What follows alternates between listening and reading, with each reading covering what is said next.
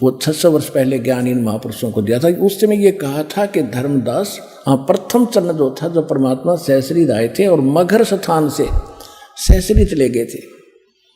परमात्मा ने कहा कि प्रथम चरण कलयुग निर्वाणा और तब मगर मांडू मैदाना। कबीर सागर कबीर वाणी 137 पृष्ठ पर ये वाणी लिखी है। और इसमें यह भी लिखा है कि कबीर वाणी के अंदर 136 137 पृष्ठ पे कि 12 पंथ नकली चलेंगे मेरे नाम से, और 12वें पंथ का प्रवर्तक गरीबदास जी होगा।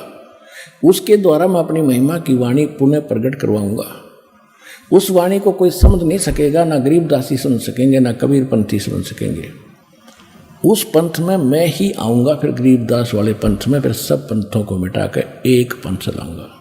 ये दास बेच दिया अपना कुत्ता परमात्मा ने अपने बच्चों को भौंक भौंक कर जगाने के लिए, और वो ज्ञान दे दिया सारा।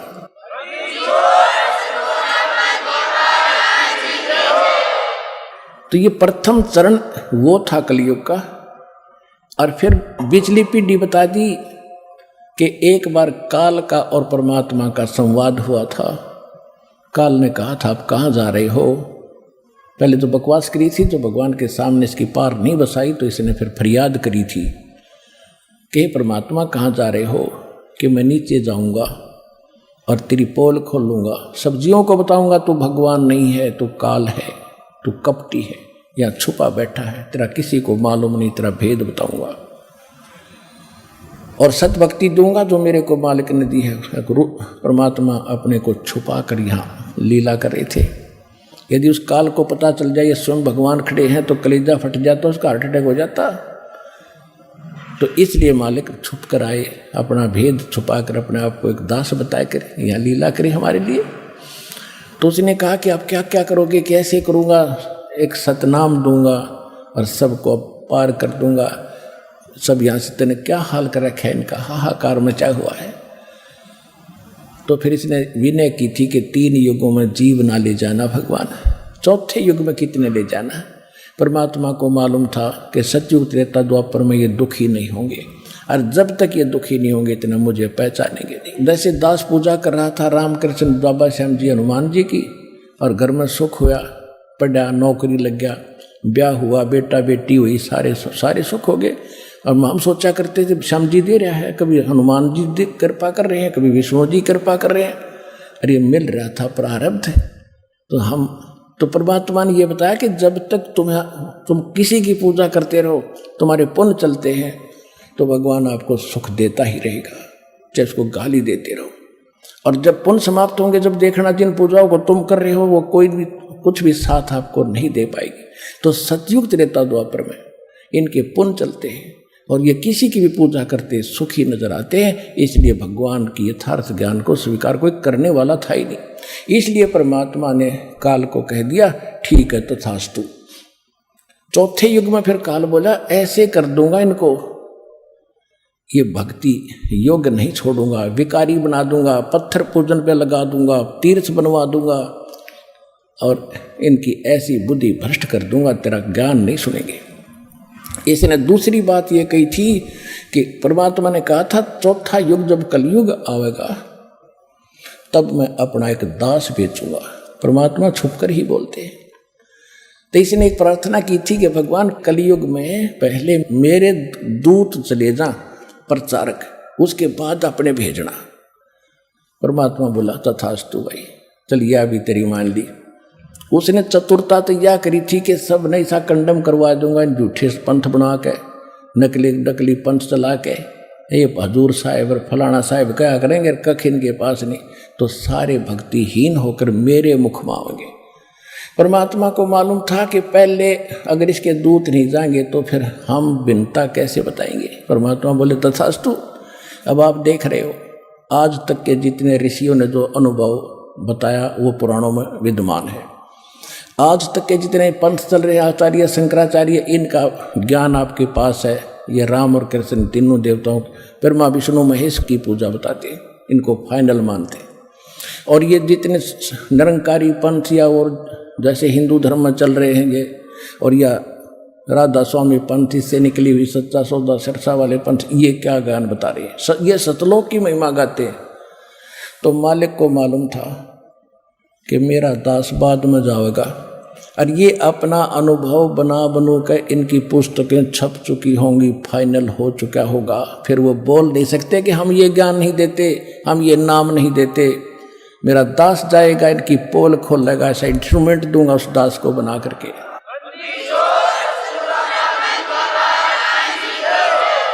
अब ये प्रोजेक्टर और ये टेलीविज़न, डीवीडी, ये चिप, यानी ये अब परमात्मा ने दिए हैं और आपको शिक्षित किया, पहले आपको योग्य बना सदग्रंथों को समझने के लिए, और फिर ऐसे इंस्ट्रूमेंट दे दिए, हाथों हाथ सच्चाई दी। तो परमात्मा ने पहले निर्धारित कर दिया था।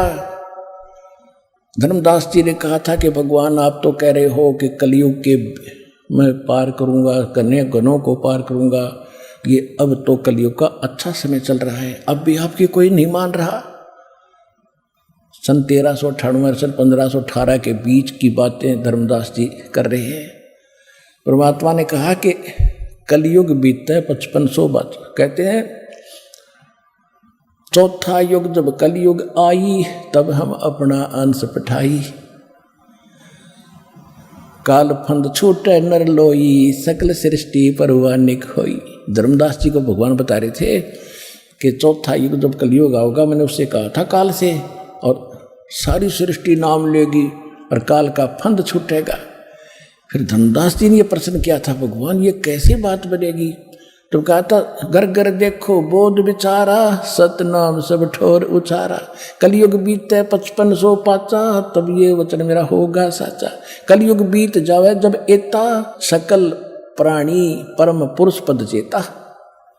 ओए होए, कितने गूढ़ रहस्य इनके अंदर चंदवाणियों में, कि 5505 वर्ष जब कलयुग बीत जाएगा, तब ये मेरी बात सच्ची नजर आवेगी। धर्मदास जी जो मैं आज कह रहा हूं कि पूरे विश्व में घर घर में मेरी चर्चा चलेगी, घर घर में सतनाम की चर्चा होगी, भक्ति किया करेंगे।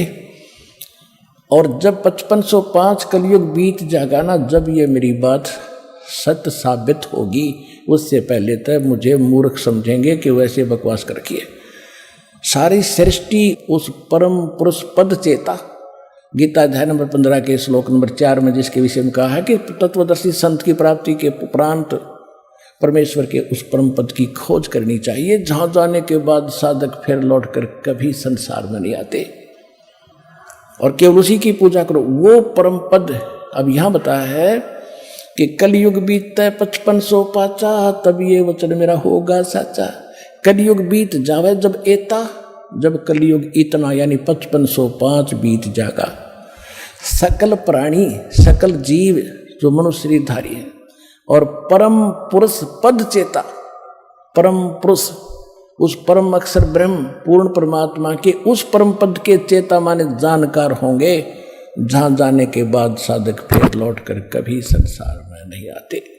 तो उस समय काल ने कहा था कि पहले मेरे दूत जावे संत और पीछे तेरा आवे। परमात्मा ने कहा था तथास्तु। तो फिर उसने कहा था, क्योंकि कबीर साहब जोग जीत अपने पुत्र के रूप में खड़े थे वेश में, तब उस काल ने कहा था जाइयो जोग जीत संसारा, उसमें चले जाना कलयुग में, चौथे युग में। और जीव ने माने कहा तुम्हारा, जीव तुम्हारा कहा न माने, और हमरी ओढ़ हो बाद बखाने। और क्या कहा था कि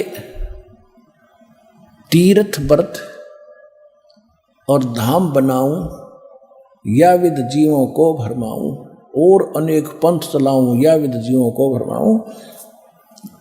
और फिर परमात्मा ने कहा था कोई बात नहीं, तो आप अपना काम करना, हम अपना करेंगे।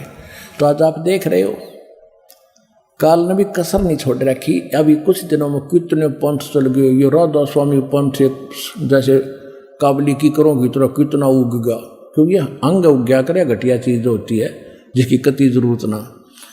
योड़ंगा, झाड़ी, बोझड़े, तो ये अपने आप उग गए। अरदास ने आज 17 साल हो गए लगभग, सन 1994 से आज 20 साल हो गए। और गला पड़ा लिया, जेल तक जा लिया, क्योंकि दास सत्य बोल रहे वो झूठ बोले, और झूठ यहाँ फैलती है बहुत तेजी से है, क्योंकि सत्य को फैलाने के लिए परमात्मा का सहयोग चाहिए। उसमें काल का साथ है, वो तो फैलेगा, सब ने स्वीकार है। जो कहे जहाँ जी ठीक है, बस उधर भी काल, सुनने वाला भी काल, सुनाने वाले भी काल, यानी सुनाने वाला भी काल का दूत, सुनने वाले बेचारे वो विद्यार्थी होते हैं, उनको जो टीचर बताओ उनको ऑब्जेक्शन नहीं, तो ऐसे बैठा दिया। अब ये ज्ञान फैलेगा, परमात्मा की सबको जरूरत है। जो नकलियों के फंस रहे हैं उनका भी कदे अकल में आवेगी, क्योंकि ना आवेगी दुखी होकर होंगे। ईवान लग रहे हैं 20-20 साल, 30-30 साल, 40-40 वर्ष राधा स्वामी धन धन सतगुरु में रहकर अब सर्वनाश करा कर यहाँ आते हैं इस ज्ञान को समझ कर। अब रोते हैं कि हमने तो नाश कर लिया, हे भगवान हमारा तो बेड़ा गर्क हो गया, कभी सत्यानाश हो गया। हम उनसे एक प्रार्थना करते हैं, वहाँ तुमने 20 वर्ष खो दिए, या 20 महीने दे देना दास को, और फिर देखना खेल। 20 महीने